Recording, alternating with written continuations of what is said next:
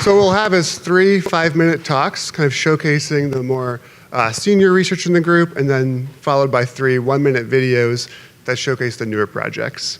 But I'd like to first kind of start out and tell you a little bit about our approach. So first and foremost, in my research group, we study basic biomechanical science. And what I mean by that is, we use the tools of system dynamics to study how locomotion is regulated by the nervous system. We also develop wearable robotic systems. So we develop novel mechanisms, bio-inspired design and control principles. And what's special about our research group is that we do these together in parallel, and they feed back on each other. So the basic science that we're doing is informing the robots that we build, and we even build novel robots to help us answer science questions. So you're going to see that concept played out throughout this talk. So now we're going to transition into the 3 5-minute lab talks, starting with Amanda Shorter. Thanks. Okay, so the work I'm going to present to you today, we aim to characterize mechanical joint mechanical impedance of the ankle throughout the stance phase of jogging, and evaluate how this property changes across different ambulatory tasks. So a little bit of background, why do we want to characterize impedance throughout ambulation? Well, the understanding of the biomechanics of gait has been of high interest, not only for allowing us to understand human motion better, it allows us to also assess and potentially treat injury and pathology, and has, as Elliott mentioned, inspired the design of novel biomimetic prosthetics and robotic technology. Recently, our understanding of biomechanics has extended beyond your typical definition of just kinetics and kinematics to include joint mechanical impedance, but our knowledge of impedance in dynamic tasks such as walking or running is still very limited. Very briefly, joint mechanical impedance describes your stiffness, damping, and inertial properties of the joint, and it governs the joint's torque response to an external perturbation. During motion, the human nervous system is able to regulate joint impedance through the activation and coactivation of agonist-antagonist muscles spanning the human joint, among other mechanisms. And during these dynamic tasks, joint impedance, kinetics, and kinematics are all varying in tandem, allowing us to safely and robustly interact with the world.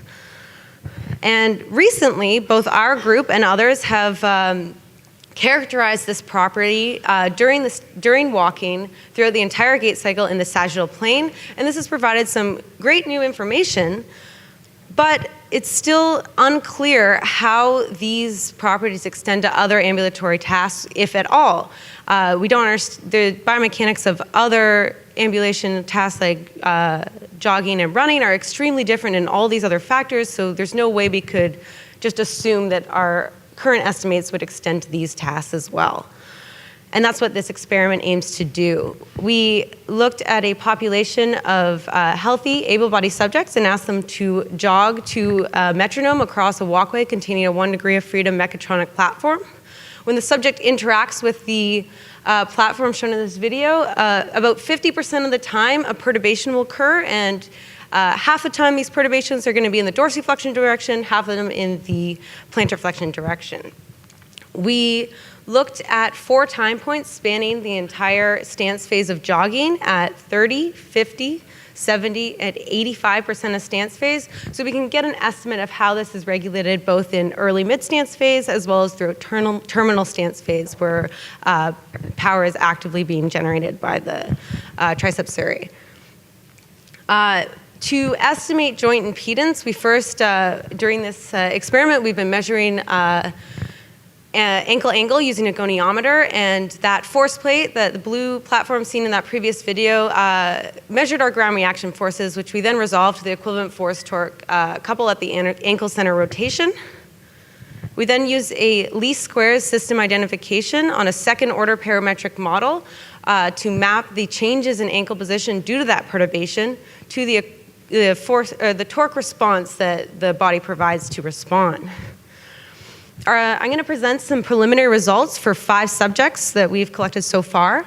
And just to orient you, for these next few figures, the vertical axis will be the component of impedance that we're looking at, in this case stiffness, while the horizontal axis tells you the percent of stance phase, where 0 would be heel strike and toe off would occur at 100%.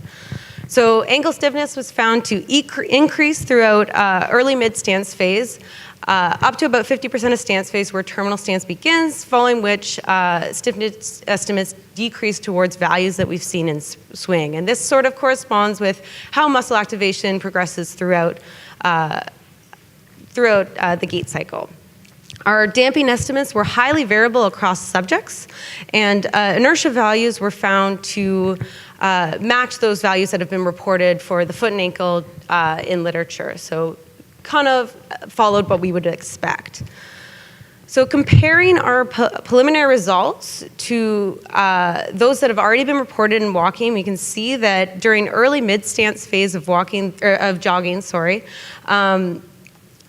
there's a significant increase in the stiffness estimates, which corresponds with the increased muscle activation that you would expect in these sort of tests.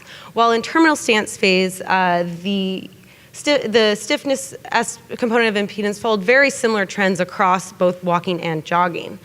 Damping similarly was very consistent when comparing walking and jogging, with the jogging subjects showing a trend towards increased damping in preparation for toe off, which is what we found in our walking population earlier.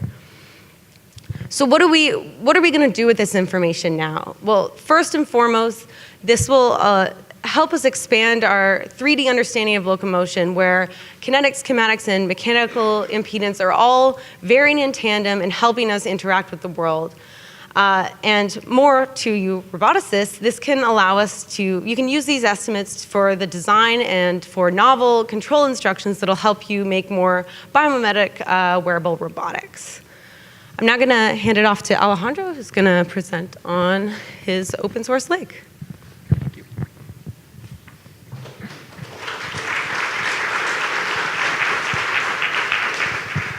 Millions of lower limb amputees wear passive prosthetic legs, which often lead amputees to walk slower, get tired faster, fall more often, and develop gait patterns that eventually lead to joint problems. Many researchers around the world, lots of whom are in this room, are developing robotic prosthetics that have the potential to address many of these issues. However, the introduction of a robot to the human body requires the development of appropriate, reliable, and safe control systems. Unfortunately, the development of robotic prosthetic legs requires a huge investment in both time and money before research can even begin. And even once research is done, differences in hardware and experimental limitations across groups makes it very difficult to assess the relative merits of different control systems. We believe that the lack of an accessible, low-cost, open robotic leg has made it difficult and has limited the impact that we as researchers can have on amputee quality of life. Because of this, we have developed the open source leg, which is a robotic knee ankle prosthesis for controls research. In order to make it accessible for as many different types of researchers, such as controls researchers, biomechanists, and even clinicians, we have abided by 5 design principles. The first is to make it simple to assemble and maintain and avoid the use of complex, high-precision machine components. The second is to give researchers customization options. So even though you're still using the same hardware, you can tweak it a little bit based on your research preferences. The third is to make it completely portable, so it's lightweight and it's untethered, allowing researchers to go beyond the lab and into more realistic environments like the community and the home. And we made it so that both the knee and ankle work together, but they can also work independently, allowing research to be done on both above and below knee amputees. And finally, we made it inexpensive-ish to manufacture. So here we see the knee on the left and the ankle on the right, and if we take a look inside, we see the knee has a 3-stage timing belt transmission, and the ankle has a 2-stage transmission coupled to a 4-bar linkage. Both the knee and the ankle have slots for a 6-axis load cell, and they both house an onboard battery, so they can both operate completely untethered. In the third stage of the knee output pulley, we can insert springs, allowing the knee to be used as a series elastic actuator. So we've developed these custom torsional springs that store and release energy when the knee shaft of the knee output rotates, as seen in this video. Each spring has a stiffness of about 100 Newton meters per radian, and researchers can select how many springs they place inside the knee output pulley, giving them some flexibility in how much series elasticity they want to use. Alternatively, researchers can opt to not use any series elasticity at all and just not use the springs. One of the highlights of our design is the use of motors that were originally developed for the drone industry. And we're using these motors because of their high torque density and high efficiency, which allow us to have much smaller transmission ratios. Our partner company has upgraded these motors to use Flexi, which is an open source embedded system and motor controller. Using Flexi and their built-in Python API, you're able to go from basically having no control system to having a walkable leg in a matter of minutes to hours, and that's what we did in this video. So we're trying to make it very easy for new researchers as well as established researchers to take their control systems and efficiently and quickly start testing on this leg. So this leg, compared to similar robotic legs, is about 20% lighter and has a transmission ratio that's 2 to 5 times lower, and this allows us to still have high performance and high efficiency. And it costs between $10,000 and $25,000 depending on how many joints you get and the different customization options. And this is about a quarter of the price of other robotic legs. So I'll be doing a live demo tomorrow afternoon where I'll be walking on it with an adapter. So please come check it out. We'd love to talk to people about this. And if you want more details about, in-depth details about the design process or the performance, you can please check out our poster or check out a Biro paper that's coming out in a couple months. And we're also working on a journal paper. And over the next couple months, we'll be developing a website that has all the CAD files, code examples, instructions, and things like that, so that anybody can go in and build their own leg. And we're really trying to build a community of researchers that are collaboratively trying to improve amputee quality of life. So if you're interested in joining us, just please come talk to me, and we'd love to get you set up with a leg. Thank you.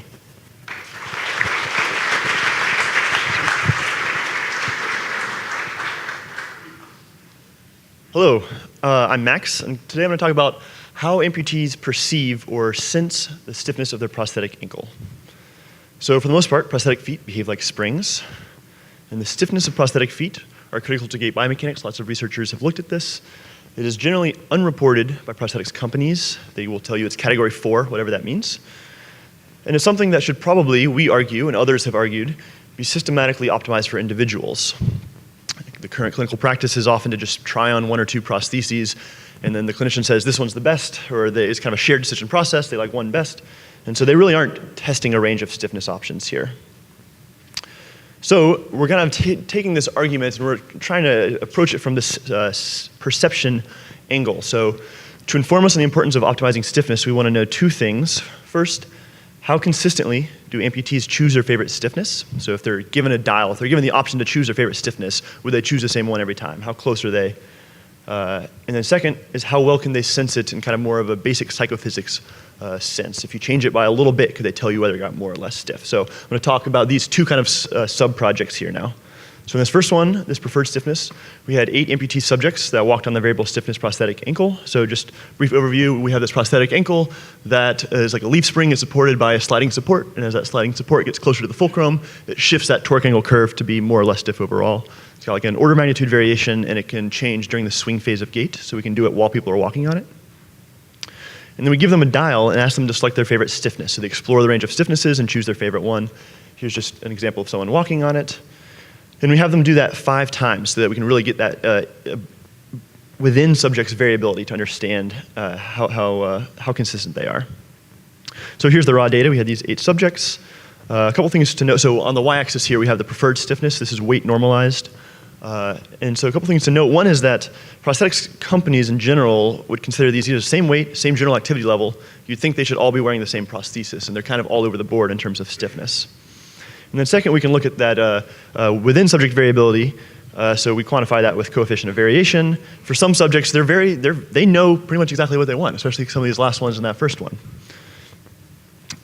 And then I have a quick anecdote about this subject. He had worn, for 2 years, he had worn a stiffer prosthesis, complained about knee pain and not being able to walk quickly. And after having him walk it for a couple minutes, choose his favorite stiffness, we immediately knew that that was not right. So he had recently been fit with a much more compliant prosthetic foot, and this kind of just showed that we could have figured that out real quick. Okay, so now I'm going to move on to the second experiment. So this is kind of basic psychophysics. Most of y'all won't have seen this type of work. But the general idea is we use this variable stiffness prosthetic ankle, and while they're walking, we vary it by a small amount. And we ask them whether it got more or less stiff. So they get a little bit of training, and then they'll tell us, for these different amounts, whether it got more or less stiff.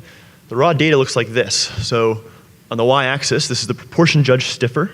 And on the x-axis is the comparison stiffness. So anything on the right side of this means that we made it get stiffer. Anything on the left side is less stiff. So if they were perfectly perceptive, anytime it got more stiff, they would with 100% accuracy have said it got stiffer. Anytime it was less stiff, they would have never said it got stiffer.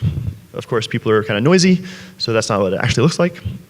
What it looks like is more of a sigmoid type function, so we fit kind of sigmoid curve to this. And the way we talk about this with one specific number is like the 75% just noticeable difference, which is basically we take the comparison stiffness value that kind of corresponds with 75% accuracy. So for this subject, it'd be about 8%. So here's our kind of overall data. This is the 8 subjects as well as the mean.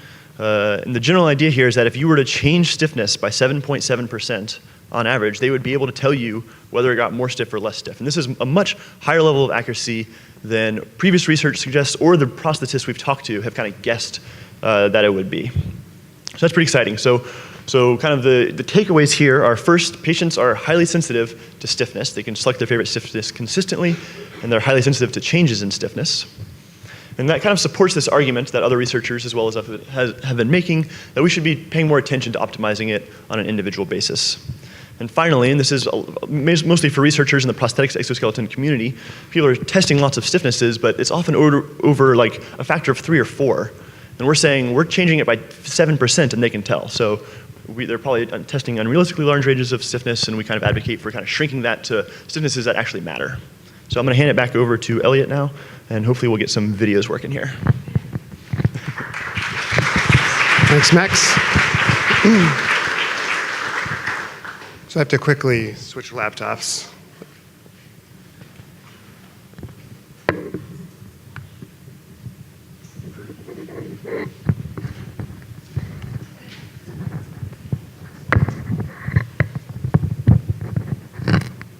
So what we're going to see now is 3 short videos on newer research within the group.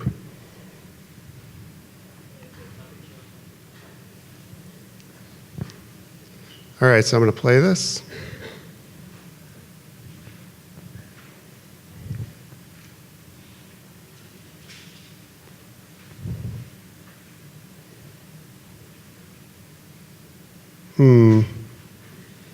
Does not seem to be playing. Prosthetic feet cannot provide net positive mechanical energy, resulting in reduced push-off work. One potential strategy to increase push-off is to recycle the negative energy from early stance phase, an idea originally proposed by Collins and Flo. However, the development of simple and robust energy recycling mechanisms remains a challenge. Previously, our group developed the Vispa foot, which utilizes a cam follower transmission to decouple the mechanics of the ankle joint from the spring. We now propose a new energy recycling mechanism that uses multiple cam profiles to create the desired ankle mechanics. These cam profiles store and release energy differently throughout the gait cycle. The ability to change between cams provides new options for the development and research of prosthetic feet, including energy recycling. Future work will focus on validating this concept as well as determining the effects it has on amputee gait.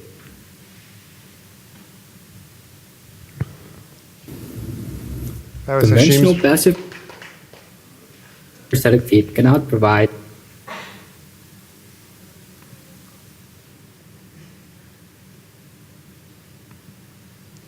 So this is our next project. This is He's project. Hello, my name is Eunhee Lee. I will be discussing torque control of the open source leg prosthesis. The open source leg uses a multi-stage belt drive transmission chosen for simplicity. However, one potential drawback of it is that they have viscoelastic mechanical behavior that can complicate the dynamics of the plant. In this project, I will develop a torque control method that accounts for the transmission dynamics and leverages the series elastic nature of the OSL. The torque controller architecture is illustrated by the block diagram. It consists of 2 key features. First, modeling of the transmission dynamics to obtain output angle before the series elastic element. Second, calculation of torque from series stiffness and estimated deflections. Future work includes torque controller characterization, development of impedance-based control systems, and dissemination of the robotic leg to other researchers.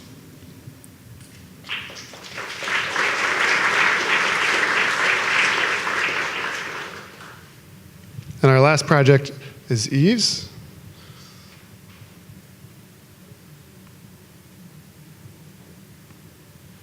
My name is Yves Nazon II, and I will be presenting work on controller creation for validation of system identification capabilities of the Neurobionics powered knee exoskeleton. Human knee joint impedance can provide information about how people interact with their environments during important ambulatory tasks like standing, walking, and running. However, due to insufficient technology, no one has characterized knee impedance during these dynamic tasks. In the Neurobionics lab, we are leveraging the capabilities of an exoskeleton we previously developed to identify impedance properties of system the exo interacts with. I have developed and characterized a controller for this exoskeleton that will allow us to identify these impedance properties through system identification techniques. For more questions, please see me at my poster.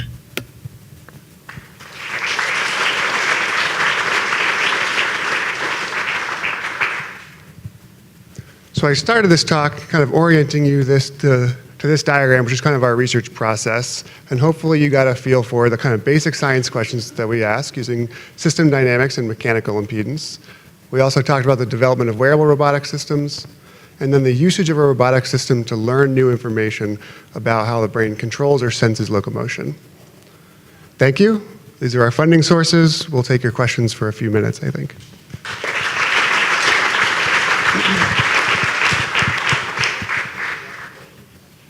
We've got the die coming out here. I have a question about the ankle impedance measurements. So when you're sensing the ankle stiffness, when the center of pressure is between the heel and the metatarsal, your main source of stiffness is probably the ankle, right? But then as the center of pressure moves between the metatarsal and the toe, you're adding a series compliance of the metatarsal and the ankle, but you're characterizing all that as an ankle stiffness. So are you accounting for that, and is it an issue? So I didn't present it here, but in my previous work I went into more detail about, we developed a multi-segment model of the foot that trying to account for the motion and deformation of these various midfoot segments, because especially during later parts of stance, when you're in terminal stance, your foot's basically, like it's not a rigid segment, you can't consider it like that. So we do take that into account using this multi-segment model. And when we are doing our impedance estimates, we are isolating just the perturbation response. So we remove all walking and torques and angles. So when we estimate our torque, we take into account the deformation of the midfoot. And when we are estimating impedance, we're looking at just the perturbation response. But then you report it as just an ankle stiffness, right? But it's actually contributed by a number of stiffnesses. Is that correct? And is that an issue? So in the experimental design, we isolate this as much as possible. Given human research, you can't get it perfect all the time, but we try to isolate the perturbation just to the ankle. Okay. And that's part of our experimental methods to try to alleviate some of those concerns of like coupled segments, and even if we were to be completely misaligned, then you would also have to consider components of stiffness, damping, inertia that are contributed from other coupled joints. So we try to take that into account in our experimental methods to make sure that any trial that's too removed from the perturbation being isolated at that ankle center rotation are eliminated as null trials, since they are not going to accurately characterize impedance. And if you look at our previous work, we do characterize the error in our estimates based on the fact that it is pretty much impossible to have a perfect perturbation. Hey, I have a question on the impedance stuff as well. So you reported the standard deviation of your estimates for inter-subject variability, I guess.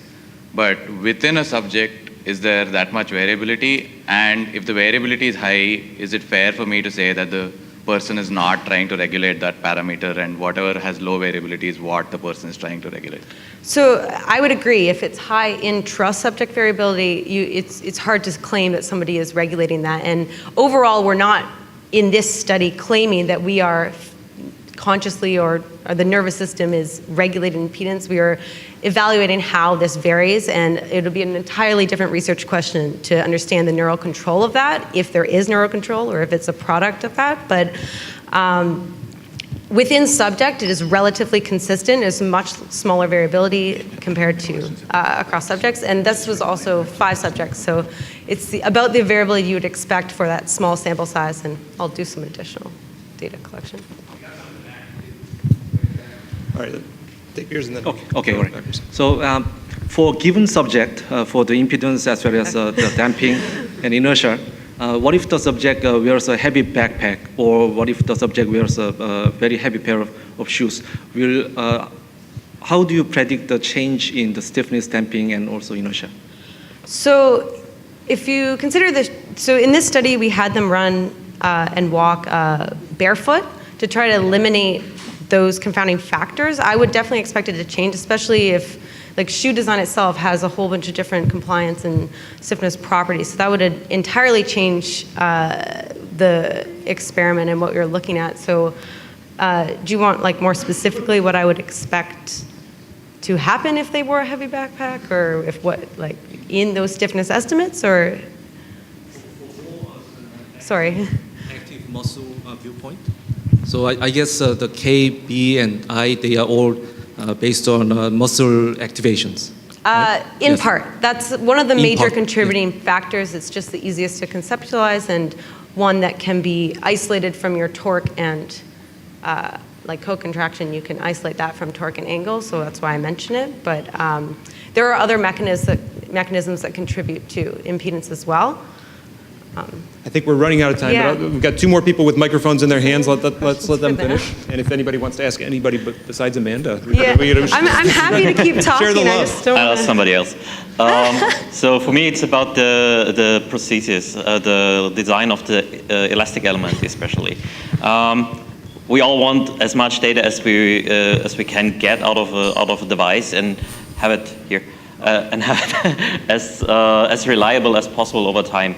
So what is your take on the aging of your elastic elements? Like, will they be working for 1,000 cycles? What materials are you using? Whether we working for 10,000 cycles, or yeah, what is the take on that?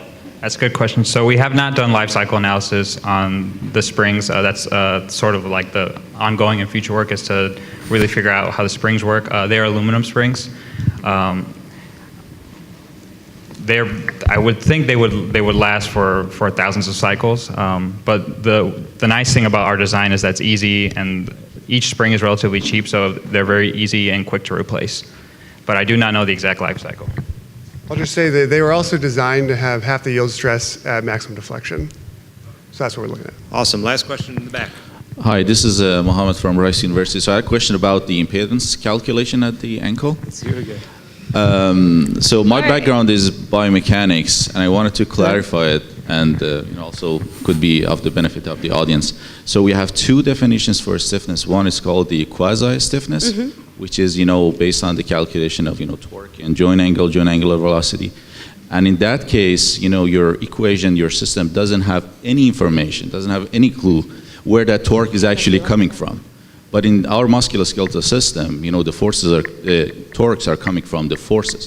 So unless you have the equations for the forces, there's no way that the stiffness based on the torque itself could be any close to the stiffness that is coming from the muscle activations or muscular forces. So that goes to the second definition of the stiffness, which is the true stiffness, which you have, activation and co-activation. So I just wanted you to clarify it because you mentioned also co-activation. If you use the first definition, there's no information in the system of the co-activation.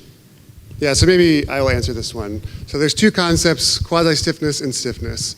Quasi-stiffness is the slope of the task's torque angle curve. So if I were curling this microphone, it would be the slope of the torque about my elbow and the angle of my elbow. So that concept is decoupled from stiffness entirely. So if I co-contract my bicep and my tricep, I can still curl this microphone without changing the task mechanics.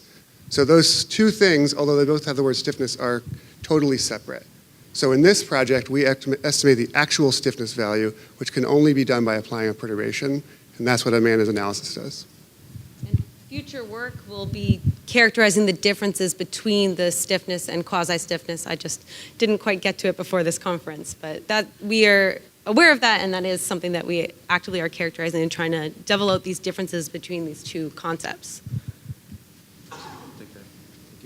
Let's thank our whole lab again.